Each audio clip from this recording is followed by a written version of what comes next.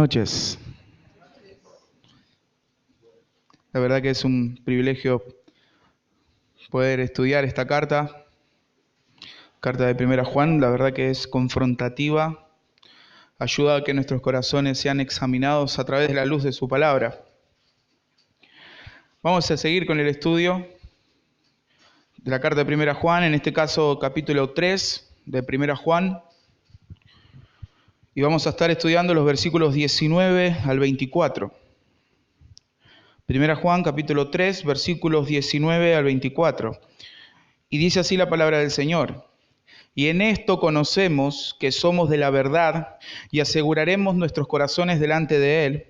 Pues si nuestro corazón nos reprende, mayor que nuestro corazón es Dios y Él sabe todas las cosas. Amados, si nuestro corazón no nos reprende, confianza tenemos en Dios y cualquiera cosa que pidiéramos, la recibiremos de Él, porque guardamos sus mandamientos y hacemos las cosas que son agradables delante de Él. Y este es su mandamiento, que creamos en el nombre de su Hijo Jesucristo y nos amemos unos a otros como nos los ha mandado.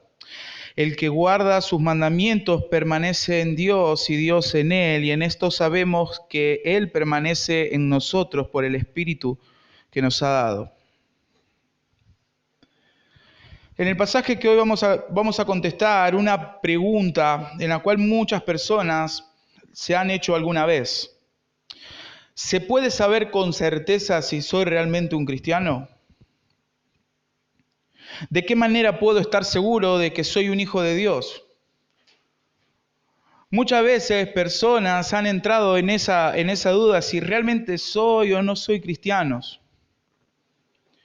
Muchas veces pasamos y nos sentimos inseguros, con miedo de no saber si realmente somos salvos, si tenemos o no la vida eterna. En esta epístola Juan nos muestra muchas veces y de diferentes maneras que podemos saber si somos o no de Cristo. Por ejemplo, capítulo 1, versículo 7, capítulo 2, versículo 3, capítulo 2, versículo 10, capítulo 5, versículo 18, nos va a mostrar si realmente somos de la luz, de las tinieblas, si somos de Dios o somos del diablo. Y el capítulo 3 no es la excepción.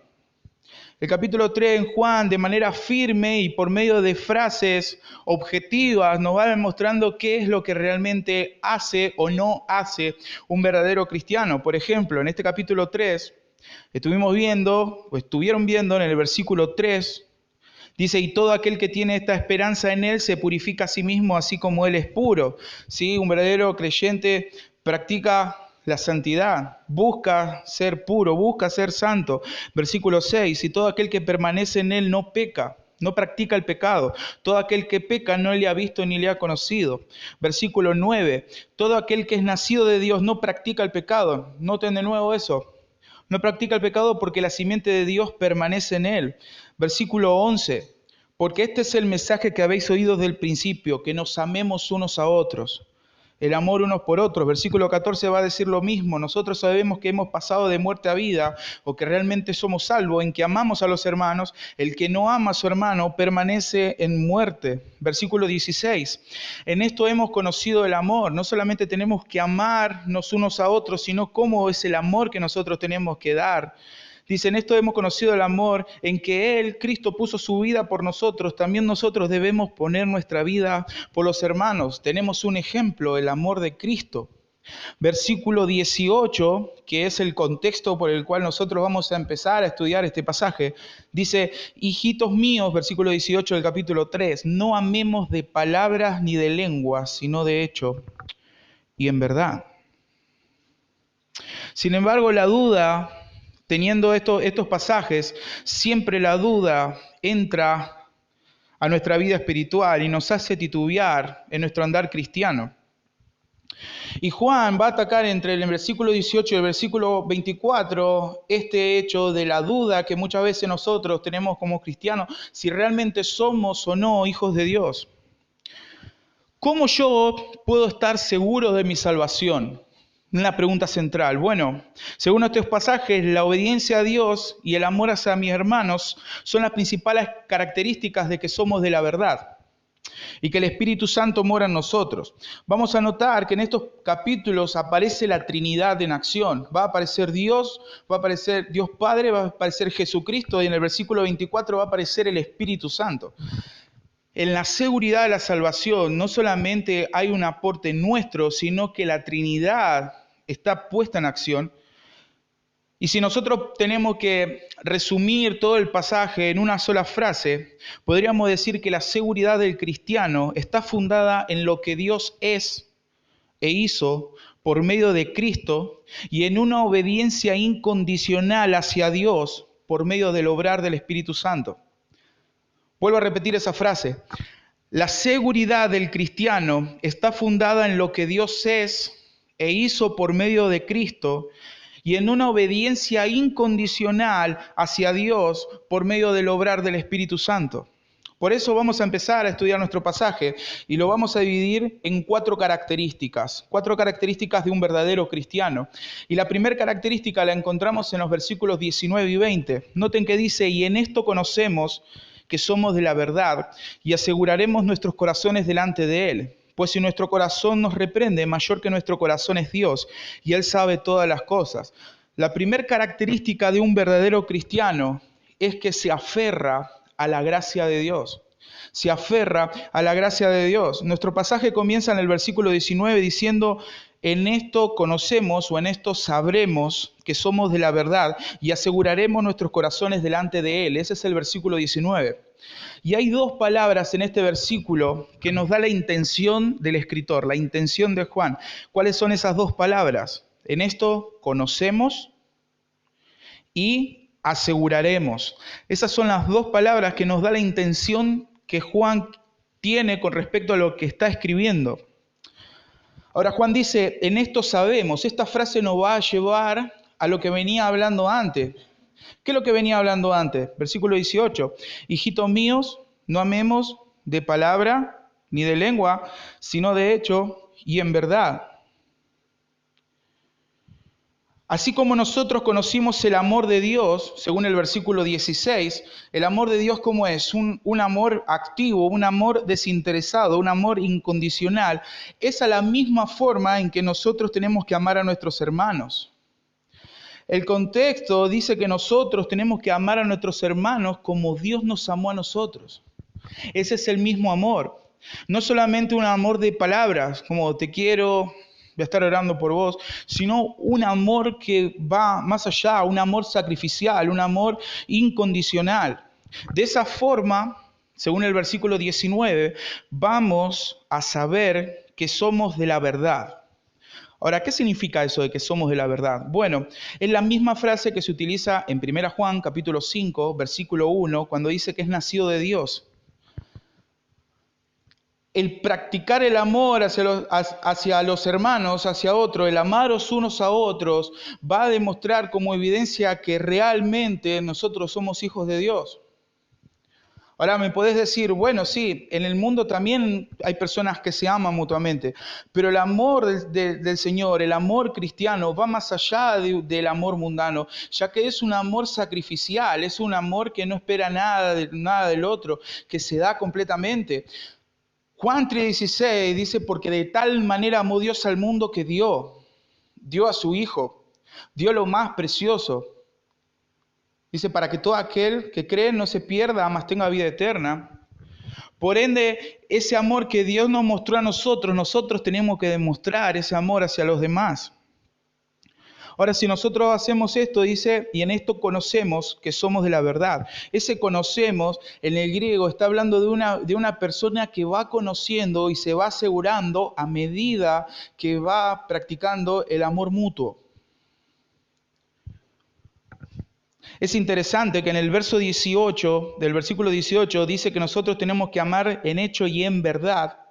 Y el versículo 19 dice, y en esto vamos a conocer que somos de la verdad. No sé si se dieron cuenta. Se utiliza dos veces verdad como en diferentes contextos o en diferentes significados. ¿Qué quiere decir esto?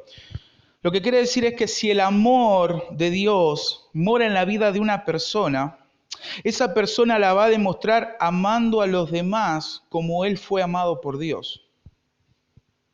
va a ser la persona, el verdadero creyente, es un canal de el amor que Dios tuvo hacia él. El mismo amor que Dios tuvo conmigo, yo ese amor tengo que demostrar hacia los demás.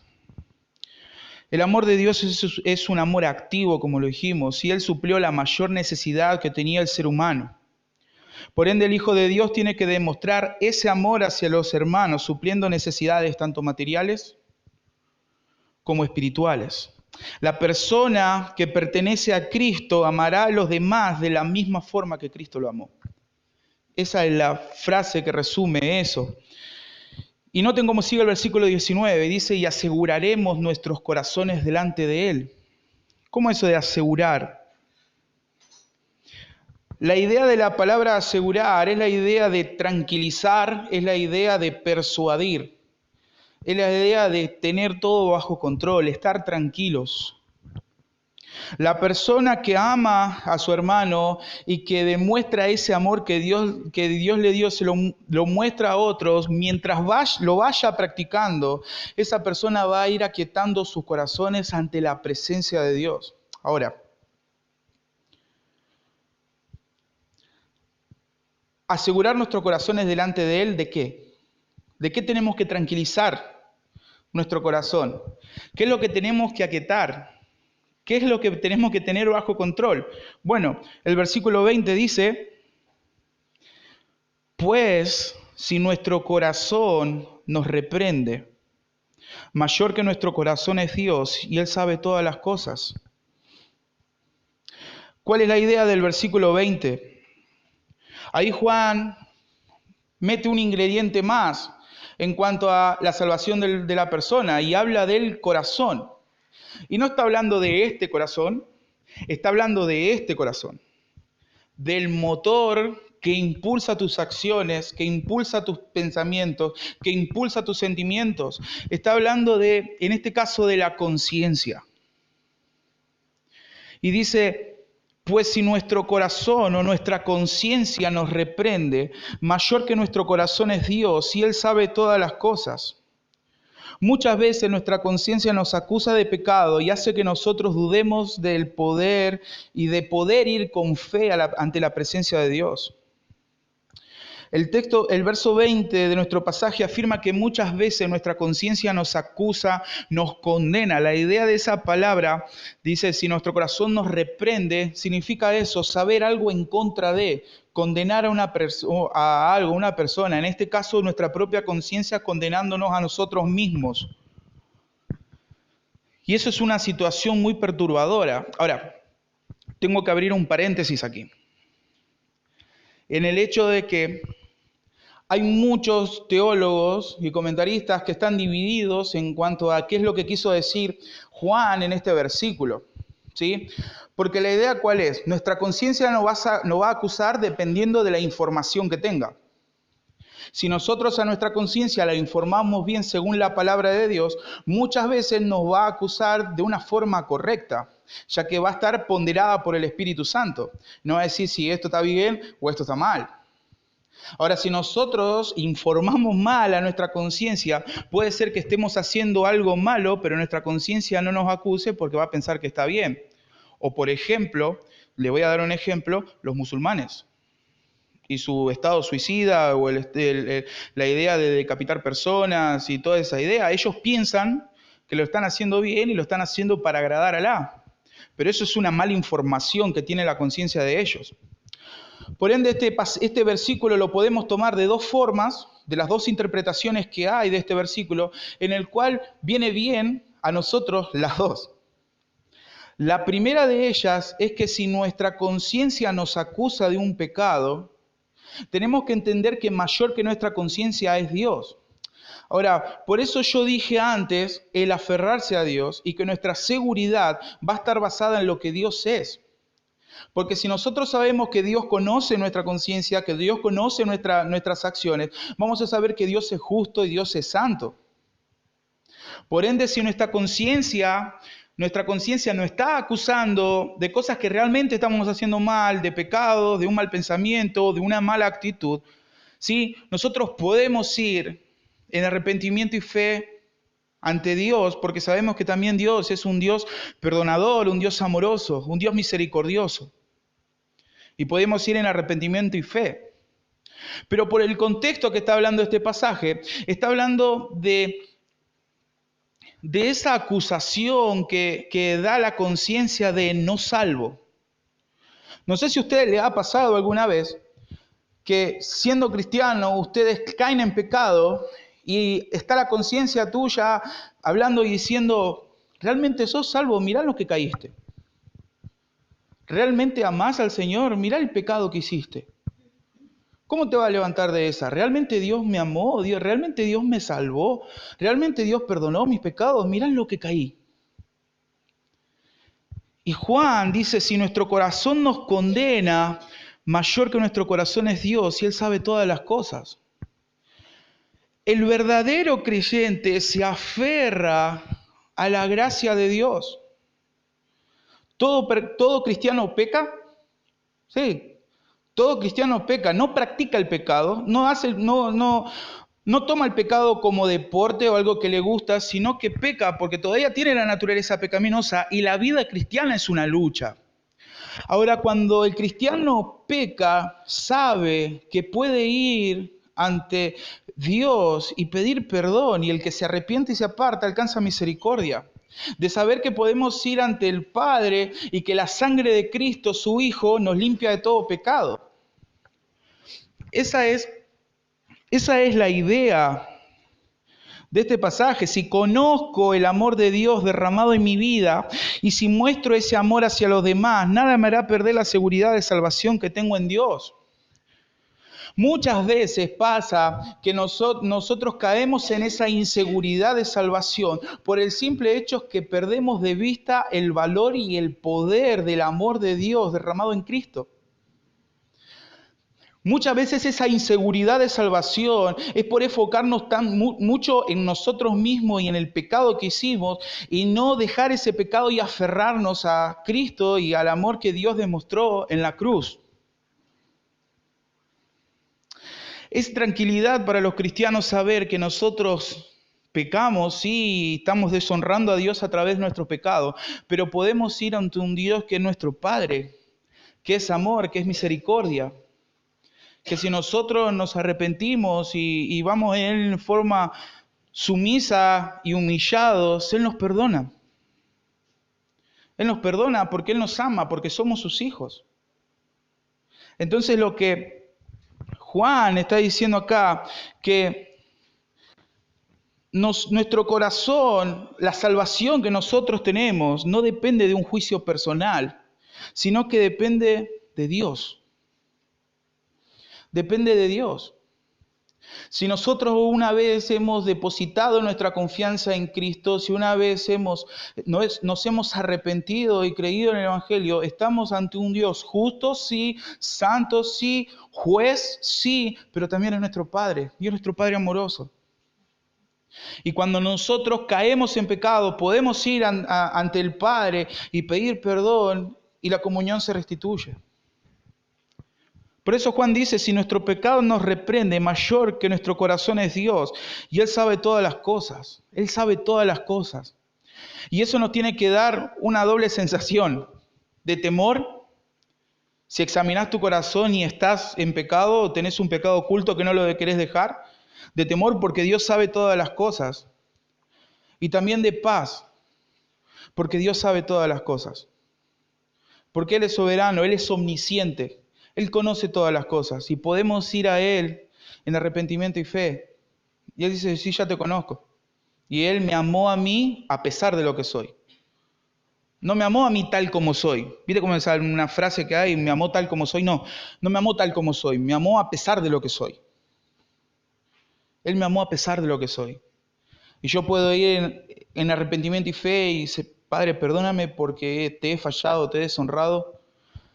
No te he dado gloria y saber y aferrarnos a la gracia de Dios que la sangre de Jesucristo, su Hijo, nos limpia de todo pecado. Que tenemos abogado para con el Padre, a Jesucristo el justo. No solamente el verdadero cristiano se va a aferrar a la gracia, sino que también va a practicar una oración teocéntrica. Y voy a explicar eso, qué significa. Versículos 21 y 22. Amados, dice el versículo 21. Amados o queridísimos, es una palabra tierna que usa Juan. Amados, si nuestro corazón no nos reprende, confianza tenemos en Dios, y cualquier cosa que pidiéremos la recibiremos de Él, porque guardamos sus mandamientos y hacemos las cosas que son agradables delante de Él. Noten que el versículo 20 dice, si nuestro corazón no nos condena, confianza tenemos delante de Dios.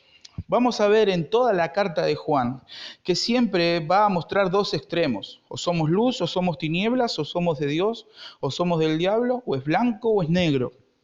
Y en este caso nos muestra si nuestro corazón nos condena y si nuestro corazón no nos condena. Ya hemos visto la parte de si nuestro corazón nos condena. Si nuestro corazón da el veredicto como juez de que nosotros no somos salvos. Nosotros decimos a la conciencia, el juez de todo es Dios. Y Dios me amó. Y nos aferramos a la gracia. Nos aferramos a la gracia de Dios. Ahora dice, bueno, si nuestro corazón no nos reprende, ¿qué significa eso? Si nosotros estamos en paz con nuestra conciencia, ¿sí? Si nuestra conciencia está tranquila porque nos ha juzgado por un pecado y nosotros fuimos en arrepentimiento y fe al Señor y hemos restituido nuestra relación con el Padre. Entonces dice, si nuestro corazón no nos reprende, si nuestra conciencia nos acusa, tenemos confianza para poder entrar ante el Padre. Tenemos una libre entrada ante la presencia de Dios. Muchas veces la acusación de nuestra conciencia hace que nos sintamos intimidados por la presencia de Dios. No nos permite tener una comunión con Dios permanente porque nos sentimos miserables, le hemos fallado a Dios. Muchas veces nos pasa eso, que pecamos y nuestra conciencia nos acusa, pero ¿qué vas a hacer ahora? ¿Te vas a presentar así delante de Dios? Entonces, cuando pecamos y nuestra conciencia nos acusa, ¿qué hacemos? Empezamos a descuidar la oración, empezamos a descuidar la lectura, nos aislamos de las personas, tratamos de estar solos y nuestra conciencia está, y nuestra conciencia nos acusa. Y nosotros pensamos que capaz que Dios no nos quiera tener comunión conmigo, capaz que Dios ya no me hable más, no me escuche, capaz que ya no responda a mis oraciones.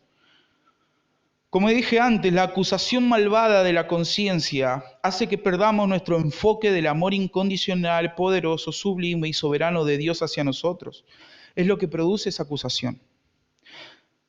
Pero si no nos condenan, si nosotros estamos tranquilos con nuestra conciencia, nos podemos acercar con confianza ante el trono de la gracia, ante el trono de Dios. Salvador Gómez Dixon dice, el tener seguridad de salvación nos acerca más a Dios. Porque sabemos quién es y sabemos qué hizo por nosotros. Por ende, nosotros podemos entrar ante su presencia. Como creyente, cuando entendemos en la palabra de Dios que ninguna condenación hay para los que están en Cristo Jesús, automáticamente vamos a tener libertad para poder estar delante de Dios y tener comunión con Él. La palabra que se utiliza acá como confianza viene del griego parresía, que significa confianza al hablar, ausencia de temor al hablar abiertamente, atrevimiento. Si bien nosotros, cuando nos presentamos delante de Dios, sabemos que estamos hablándole a un Dios 3 veces santo, a un Dios justo, y entramos con ese temor reverente, también sabemos que es nuestro Padre. Sabemos que es nuestro Padre que nos ama, que nos cuida, que nos protege. Y cuando nosotros tenemos tranquila la conciencia, cuando aseguramos nuestra conciencia, podemos entrar de una forma libre para poder hablar con nuestro amado Padre. Quiere decir que cuando nosotros tenemos la certeza de que somos hijos de Dios, vivimos una comunión con Él, libre de temor y con libertad para poder hablarle con confianza. Ahora, esa confianza produce resultados, según el versículo 22. Dice, y cualquier cosa que pidiéremos, la recibiremos de Él. El hecho de que nosotros podamos tranquilizar nuestra conciencia y tener una buena relación con nuestro Padre nos va a llevar a que nosotros también oremos con confianza.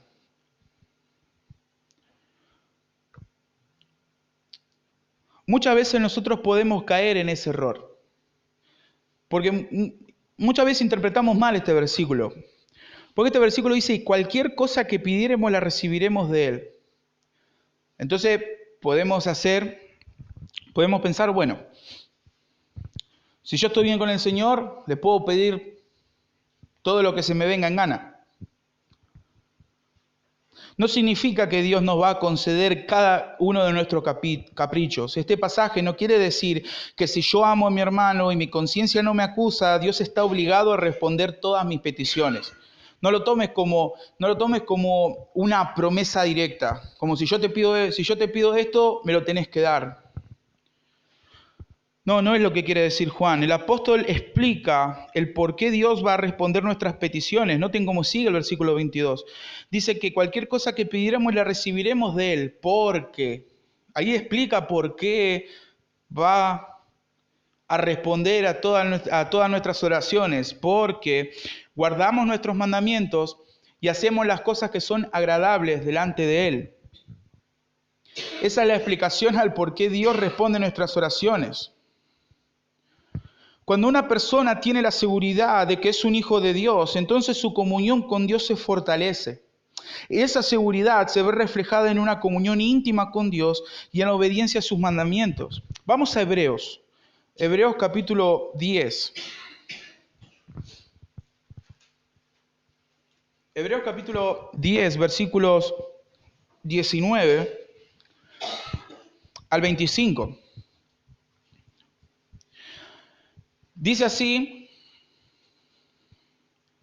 el escritor de los Hebreos, capítulo 10, versículo 19.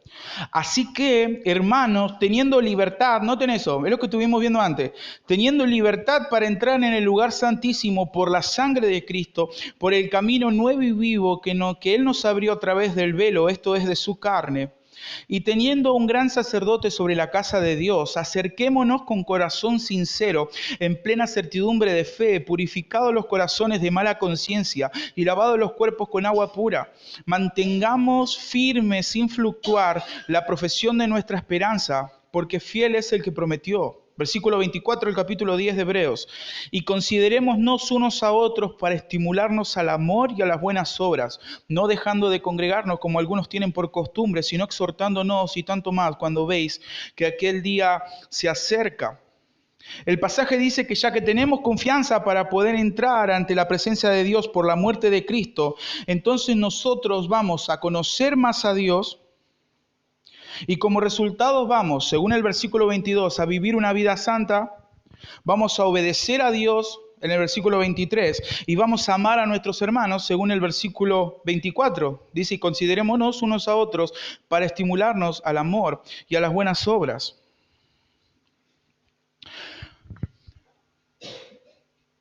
Cuando nosotros tenemos una comunión pura con Dios y esa comunión va creciendo, cuando no hay nada que nos impida que nosotros podamos entrar libremente ante la presencia de Dios, eso va a hacer que nuestra relación se fortalezca y vamos a empezar a conocer cuál es la voluntad de Dios. Vamos a empezar a conocer qué es lo que Dios quiere.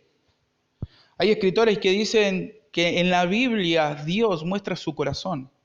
Y vamos a empezar a ver qué es lo que Dios aborrece y qué es lo que a Dios agrada. Cuando nosotros tenemos esa relación con Dios, cuando nos abrazamos a la gracia, cuando empezamos a ver quién es Él y qué Él hizo por nosotros, nuestras oraciones van a empezar a cambiar.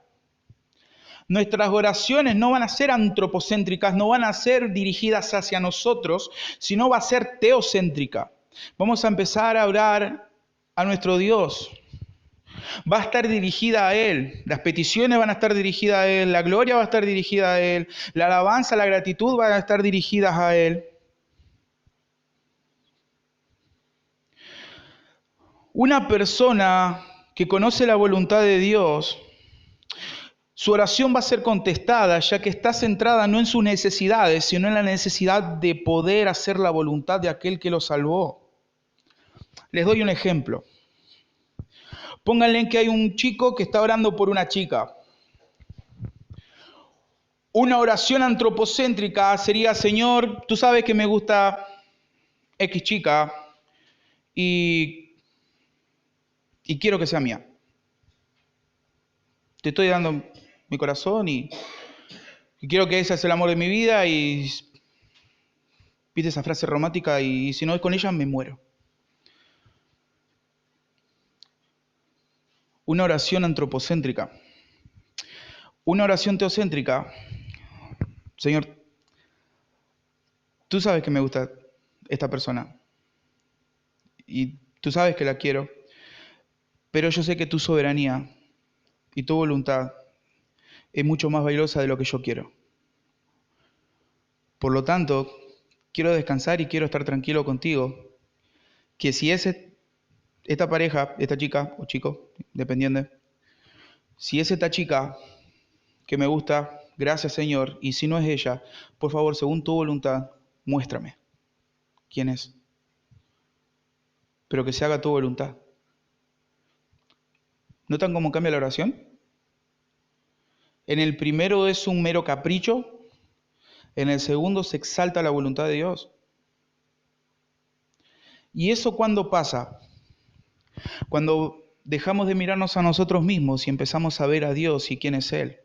¿Y cómo vamos a saber nosotros quién es Él? Ahondando en su palabra, teniendo comunión con Él, aferrándonos cada día a lo que es Él, a lo que Él hizo por nosotros, a lo que dice su palabra. El conocer a Dios y lo que Dios demanda de nosotros va a hacer que nuestras oraciones cambien, que nuestras actitudes cambien, que todo lo que hagamos cambie. Porque vamos a hacer todas las cosas para agradarle a Él. Noten que el versículo 24 dice, porque guardamos sus mandamientos, dice, y hacemos las cosas que son agradables delante de Él. Esto es interesante lo que dice ahí. Juan 15:7 dice, si permanecéis en mí, mis palabras permanecen en vosotros, pedid todo lo que queréis y os será hecho. Antes del pedid lo que queréis y todo será hecho, dice, si permanecéis en mí, mis palabras permanecen en vosotros. La persona que permanece en la palabra de Dios conoce el corazón de Dios y lo que Dios quiere, y por lo tanto toda petición va a estar enfocada en obedecer y agradar a Dios. La idea de la frase del versículo 22, si hacemos las cosas que son agradables delante de Él, es la idea de un esclavo que hace lo que le agrada a su amo. Esa es la idea. La idea es de un esclavo que vive pura y exclusivamente para agradar a su señor, para agradar a su amo. El esclavo sabe lo que le gusta al amo, sabe qué es lo que le enoja al amo. Entonces el esclavo va a hacer todo lo posible para que ese amo se sienta satisfecho y sea agradable. Si un esclavo terrenal hacía eso con su señor o con su amo, ¿cuánto más nosotros, que la palabra de Dios según Corintios dice que fuimos comprados por precio? Y ese precio fue la sangre del Hijo de nuestro Señor. Entonces cuando nosotros empezamos a prestarle atención a esas cosas en la Biblia y ver qué es lo que Dios aborrece, qué es lo que Dios le agrada, qué es lo que Dios se siente satisfecho y qué demanda de nosotros y qué quiere de nosotros, todo lo que nosotros vamos a pedir y hacer van a estar centrados en la voluntad de Dios. Por eso Dios responde. Por eso Dios responde. No quiere decir esto que si yo hago todas las cosas bien y le pido una Ferrari, me va a dar una Ferrari y me lo tiene que dar porque este versículo dice que me tiene que dar todas las cosas. No. Porque nosotros vamos a pedir según su voluntad. Porque ya vamos a saber qué es lo que Dios no quiere de nosotros. Entonces lo que Dios no quiere de nosotros no se lo vamos a pedir. Porque si lo llegamos a pedir, termina siendo rebeldía, termina siendo un capricho. Y sabemos que eso al Señor no le agrada. Ahora, ¿cuál es el mandamiento que tenemos que guardar? Eso me lleva a mi tercer punto. El primero, abrazar la gracia de Dios, aferrarnos a la gracia de Dios. El segundo punto, una oración teocéntrica. El verdadero cristiano, su oración no está radicado en él, sino en Dios. El tercer punto, la tercera característica de un verdadero cristiano es fe permanente en Jesucristo. Versículo 23. Y este es su mandamiento. ¿Sí? Hace una conexión el versículo 23 con el versículo 2. Y este es su mandamiento, que creamos en el nombre de su Hijo Jesucristo y nos amemos unos a otros como nos lo ha mandado. ¿Por qué Juan pone este versículo justo en este contexto? ¿Por qué este versículo está donde está? ¿Por qué no lo puso en otro lado? Porque la seguridad de salvación viene como resultado de creer y obedecer a los mandatos de Dios. No necesitamos obedecer a Dios para ser salvos, pero sí la obediencia a Dios es el fruto de que realmente nuestra confianza y nuestra fe está puesta en el Dios verdadero. ¿Se entiende? La obediencia es el fruto de que hemos puesto nuestro corazón y nuestra fe en Jesucristo. Juan va a utilizar tanto el versículo 23 y el versículo 24 para cerrar la idea sobre cuál es la evidencia de un hijo de Dios. Por este versículo podemos entender que un verdadero cristiano tiene su mirada puesta en Jesucristo y es ahí donde vive. La conciencia acusadora, como hemos visto antes, desenfoca mi mirada de Cristo como Salvador y se enfoca en lo pecador que soy, olvidándome de que Dios es poderoso y que en la cruz de Cristo borró todos mis pecados. Cuando nosotros tenemos dudas en cuanto a nuestra salvación es porque vemos más grande nuestro pecado que aquel que lo perdonó en el Calvario. Cuando nosotros dudamos de la salvación, estamos poniendo en nuestra vida en jaque lo que Dios hizo. Cuando nosotros decimos, no, mira el pecado que hice, Dios no me va a perdonar. Dios no me puede perdonar este pecado que hice. Lo que estamos haciendo es poner al pecado más grande que el amor de Dios. Y donde el pecado sobreabundó la gracia. Entonces, como vimos antes, el verdadero cristiano peca sí, pero se aferra a la gracia de Dios y va en arrepentimiento y fe hacia la gracia de Dios, diciendo, Señor, perdóname porque te he fallado. Y vive una vida cuando es limpio de ese pecado, vive una vida en comunión con Dios y ora y obedece y hace y piensa y practica todo lo que Dios quiere y toda la voluntad de Dios. Lo que Juan está queriendo decir acá, que la seguridad de salvación está en la obra de Cristo. Está en la obra de Cristo. Querido hermano, si estás dudando de que seas un verdadero creyente, tenés que ir a Cristo. Él es la roca. No nosotros, Él es la roca. En Cristo nuestras dudas se van cuando contemplamos el glorioso sacrificio que Él hizo por nosotros. Todo temor se desvanece cuando creemos y entendemos que solo lo que Cristo hizo por nosotros pudo hacer efectiva nuestra salvación. No algo que yo hice, sino lo que Él hizo. Tito capítulo 3, versículos 4 al 7, un hermoso pasaje. Dice, pero cuando se manifestó la bondad de Dios nuestro Salvador y su amor para con los hombres, nos salvó. No por obras de justicia que nosotros hubiéramos hecho, sino por su misericordia y por el lavamiento de la regeneración y por la renovación en el Espíritu Santo, el cual derramó en nosotros abundantemente por Jesucristo, nuestro Salvador, para que justificados por su gracia viniésemos a ser herederos conforme a la esperanza de la vida eterna. Cuando nosotros entendemos y creemos en Cristo como nuestro Salvador, el Dios que bajó de este mundo en forma humana, nuestra salvación echa los cimientos en la roca que es Cristo y nuestro corazón se derrama en obediencia a su palabra. Cuando nosotros nos aferramos a Cristo y vemos la cruz de Cristo, todas nuestras acciones cambian y se aferra a eso, porque fuimos comprados por precio. Nosotros somos viles, nosotros somos pecadores y Dios nos amó a pesar de lo que somos. Cuando vemos cómo Cristo nos amó, automáticamente demostramos ese amor hacia los demás. Es automático. El amor que Dios nos dio a nosotros lo queremos impartir hacia los demás. Hoy estamos hablando con un par de jóvenes y decíamos que un común denominador en el libro de Hechos es que todas las personas que fueron salvas practicaban el amor y la comunión unos con otros. Noten los primeros 10 capítulos del libro de Hechos. Todas las personas que se salvaron en el Pentecostés, después los 3.000, después 5.000, después 6.000, después Pedro va y predica a los gentiles. Había un común denominador. Todos glorificaban a Dios, agradecían a Dios y tenían comunión unos con otros. Porque demostraban ese amor.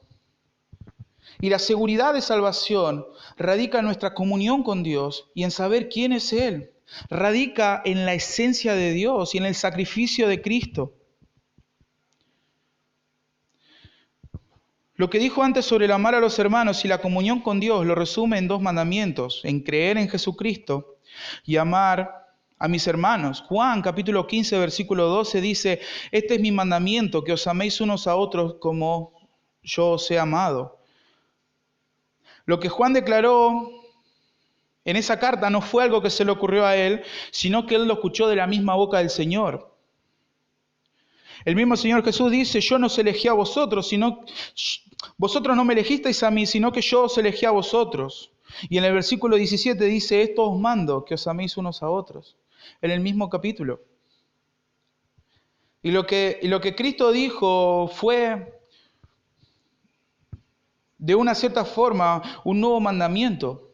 Porque no solamente dijo que nos amemos unos a otros, sí, ya. Tenemos que amarnos unos a otros, sí.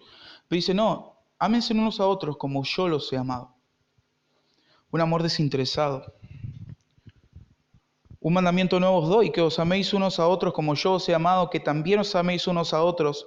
En esto conocerán que sois mis discípulos, si tuviereis amor los unos por los otros. Y cuanto más conozcamos a Dios, cuanto más nos aferremos a su gracia, cuanto más conozcamos su voluntad, más vamos a amar a nuestro prójimo. Más vamos a vivir una vida que a Él le agrada. Solo cuando depositemos nuestra fe en la obra redentora de Cristo, vamos a poder amar a nuestro prójimo con un amor puro. Y vamos a poder hablar con Dios con total confianza. Solo cuando depositemos nuestra fe en la obra redentora de Cristo, vamos a poder amar a nuestro prójimo con un amor puro y vamos a poder hablar con Dios con total confianza. Muchas veces cuando dudamos de la salvación es porque estamos viendo a nosotros y nos olvidamos de la cruz de Cristo. Muchas veces pensamos que la cruz de Cristo es solamente para los inconversos, para las personas que todavía no conocen a Cristo como único y suficiente Salvador. Y nos olvidamos que la cruz de Cristo es cuando nosotros nos arrepentimos mientras vivamos y en la eternidad vamos a estar adorando a aquel que murió por nosotros. El Evangelio que radica en Cristo es el Evangelio verdadero y en él tenemos que vivir aferrados de aquí por toda la eternidad. Pero Juan no termina y el versículo 24 comienza diciendo, y el que guarda sus mandamientos permanece en Dios y Dios en él. Juan capítulo 15 versículo 10 dice, si guardareis mis mandamientos, permaneceréis en mi amor, así como yo he guardado los mandamientos de mi Padre y permanezco en su amor. Aquellas personas que creen en Jesucristo y obedecen a sus mandamientos es una clara evidencia que Dios mora en él y él habita en la presencia de Dios. Hay un pasaje conocido en Juan donde Jesús dice, yo soy la vid, vosotros los pámpanos. El que permanece en mí y yo en él, este lleva mucho fruto, porque separados de mí, nada podéis hacer. Vive aferrado a Cristo, su fe en Cristo. Y es por eso que nuestro pasaje termina diciendo que el que permanece, y en esto sabemos que Él permanece en nosotros por el Espíritu que nos ha dado. Y esa es la cuarta característica de un verdadero creyente, el obrar del Espíritu Santo. Es totalmente la obra del Espíritu Santo que nosotros podemos obedecer los mandamientos que Dios nos dejó. No solamente tenemos que aferrarnos a a lo que Dios es, a su esencia. No solamente vivir en confianza permanente en la obra de Cristo y en lo que Cristo hizo por nosotros, sino que también tenemos que depender del Espíritu Santo. El cristiano depende del Espíritu Santo.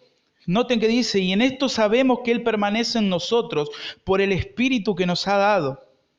Romanos capítulo 8, versículo 1 y 2 dice, ahora pues ninguna condenación hay para los que están en Cristo Jesús, los que no andan conforme a la carne, sino conforme al Espíritu. Porque la ley del Espíritu de vida en Cristo me ha librado de la ley del pecado y de la muerte. Romanos 8, 14 dice, porque todos los que son guiados por el Espíritu de Dios, estos son hijos de Dios. Pues no habéis recibido el espíritu de esclavitud para estar otra vez en temor, sino que habéis recibido el espíritu de adopción, por el cual clamamos Abba Padre o Papito querido. El Espíritu mismo da testimonio a nuestro espíritu de que somos hijos de Dios. Necesitamos del obrar del Espíritu Santo y esta es la centralidad pura del pasaje que nosotros estuvimos viendo. Es a través del Espíritu Santo que nosotros vamos a poder obedecer a Dios, es a través del Espíritu Santo que nosotros vamos a poder conocer la palabra de Dios y qué es lo que Dios quiere. Porque sin el Espíritu Santo, para nosotros el Evangelio es locura. Sin el Espíritu Santo, sin el discernimiento del Espíritu Santo, nosotros no podríamos entender la palabra de Dios. John MacArthur dice, con respecto en su libro Fuego Extraño, dice, el Espíritu produce una actitud de profundo amor a Dios en los corazones de aquellos que han nacido de nuevo. Ellos se sienten atraídos a Dios, no le temen, anhelan tener una relación con Él, meditar en su palabra y tener comunión en oración, entregarle con toda libertad sus preocupaciones y confesarle francamente sus pecados sin temor, sabiendo que todo ha sido cubierto por su gracia mediante el sacrificio de Cristo. ¡Wow! ¡Wow! Por lo tanto, el Espíritu hace posible que los creyentes disfruten de una comunión con Dios. Ellos ya no le temen a su juicio ni a su ira, porque están cubiertos por el amor de un Padre. Terrible. El Espíritu Santo es lo que hace en nuestra vida, en decirle a nuestro espíritu de que somos hijos de Dios. El Espíritu Santo nos capacita para poder bendecir a otros hermanos. Él es quien nos concede dones para el servicio de los demás creyentes. MacArthur sigue diciendo en ese libro, la rica relación de comunión interpersonal de los creyentes en la iglesia solo es posible a causa de la profunda comunión que tienen en el Señor Jesucristo. El Espíritu Santo posibilita ambas cosas, permitiendo que aquellos que disfrutan de la comunión con Dios disfruten de la unidad en el Espíritu unos a otros. Sin el Espíritu de Dios, que muchas veces se le denomina la tercera persona de la Trinidad olvidada, sin el Espíritu de Dios, nosotros no podríamos tener comunión con Dios. Nosotros confiamos en Cristo porque un día el Espíritu Santo obró en nosotros y abrió nuestros ojos ante la majestad del amor de Dios. En el Nuevo Testamento dice que Dios desató la venda que nosotros teníamos, que Satanás nos había puesto para que no nos resplandeciera la luz del Evangelio. Y el Espíritu Santo abrió, quitó esa venda, iluminó y nos mostró a Cristo como lo más hermoso y digno de que dejemos todo por seguirlo a Él. Es gracias al Espíritu Santo que podemos entrar con confianza delante de Dios y tener comunión con Él. Es gracias a Él que nosotros tenemos la salvación asegurada, porque fuimos sellados por Él. Dice Efesios capítulo 1 que Él es las arras de nuestra herencia hasta la redención de la posesión adquirida. Él es nuestro sello, es nuestra garantía. Él es el que nos guía hasta la eternidad. La clara evidencia, queridos hermanos, que Juan deja demostrado aquí es la obra del Espíritu Santo en el creyente. Si no fuera por su obra, nadie podría amar como Dios nos amó a nosotros. Nadie podría estar de pie delante de Dios y en comunión con una persona tan santa como Él. Es más, querido hermano, nosotros personalmente ni siquiera orar podemos. Ni siquiera orar como Dios se merece podemos. Sino que necesitamos que el Espíritu Santo modifique esa oración para que pueda llegar de una forma perfecta y que agrade al Señor. Es el obrar de la Trinidad en nuestra vida, la seguridad de salvación. Va a estar asegurada en el amor de Dios, en la esencia de Dios y en el obrar del Espíritu Santo. Y eso va a llevar como fruto a nosotros el amor hacia los demás. Una comunión, un hambre por la palabra de Dios, un hambre por conocer al Señor, un hambre por querer tener comunión con Él, hambre por querer estar con los hermanos y hablar de Cristo, hambre por querer predicarle a tus compañeros de escuela, a tu compañero de trabajo, a donde estés, el amor de Cristo. Porque eso es lo que hace un verdadero cristiano, aferrarse a Dios, aferrarse a la obra de Cristo, depender del Espíritu Santo y obrar, actuar. La pregunta es, ¿nos estamos examinando? ¿Estamos examinando nuestro corazón? ¿Estamos viendo realmente cómo actúa nuestra conciencia? ¿La estamos informando bien a nuestra conciencia? ¿Estamos llenando nuestra conciencia, nuestro corazón? ¿Estamos llenando nuestra mente con la palabra de Dios, con lo que Dios quiere de nosotros? Necesitamos como cristianos hacer eso, renovar nuestra mente con la palabra de Dios y llenarnos de la palabra de Dios y llenarnos de su voluntad y conocer qué es lo que quiere de nosotros. Lo necesitamos. Lo necesitamos. Porque eso nos va a ayudar a nosotros a vivir de la forma que agrade a Dios. Y querido hermano, si estás pasando por un momento de duda en la cual tu conciencia te acusa, mira a Cristo y su sacrificio. Mira a Cristo. La gracia de Dios es mucho más grande que el pecado que estás padeciendo. El pecado lo tienes que desechar, Dios lo aborrece. Pero tú ve en arrepentimiento y fe. Deja el pecado, deja el pecado, déjalo atrás. El pecado te va a llevar al infierno de la misma forma que el pecado que el Señor Jesús cargó, lo llevó a la cruz y soportó toda la ira de Dios.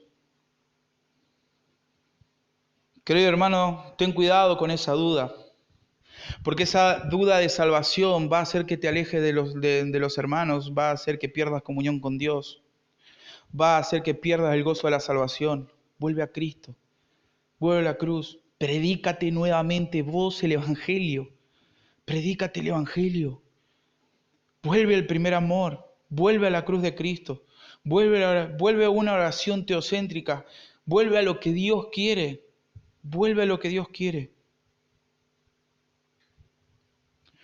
Y si hay aquí personas que todavía no conocen a Cristo, es tiempo de decirte que el pecado te condena y que de la forma en que estás, Dios es tu juez. Y está establecido para los hombres que mueran una sola vez y después de esto un juicio. Pero gracias a Dios que de tal manera amó Dios al mundo que dio a su Hijo unigénito, para que todo aquel que en Él cree no se pierda, mas tenga vida eterna. Arrepentimiento y fe. Dejar atrás lo que a mí me agradaba y a Dios lo aborrecía, que es el pecado. Nosotros como seres humanos nos gusta pecar. Nos gusta pecar. Pero necesitamos dejar ese pecado, arrepentimiento y fe, y creer en Cristo. Creer en esa locura del Evangelio, porque el Evangelio es el poder de Dios para salvación a todo aquel que cree. A todo aquel que cree. Sea grande, sea chico, sea intelectual, a cualquier persona. Necesitas arreglar tus cuentas con Dios. Necesitas ir a los caminos del Señor y decir, Padre, perdóname, porque te he fallado. Este pasaje es hermoso en sí, porque podemos abrazar la gracia de Dios, porque podemos abrazar lo que Dios hizo y nos anima a nosotros y nos exhorta a que nos mantengamos firmes. ¿Quieres saber si eres realmente un hijo de Dios? Hacete las preguntas. ¿Estás aferrándote a la gracia de Dios? ¿Cómo son tus oraciones? ¿Cómo estás orando a Dios?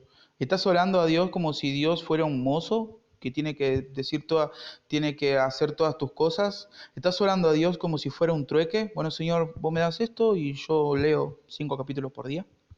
Si no, sigo leyendo uno. ¿Estás viviendo una vida en fe en el Evangelio, confiando plenamente en Cristo? ¿Estás dependiendo del Espíritu Santo?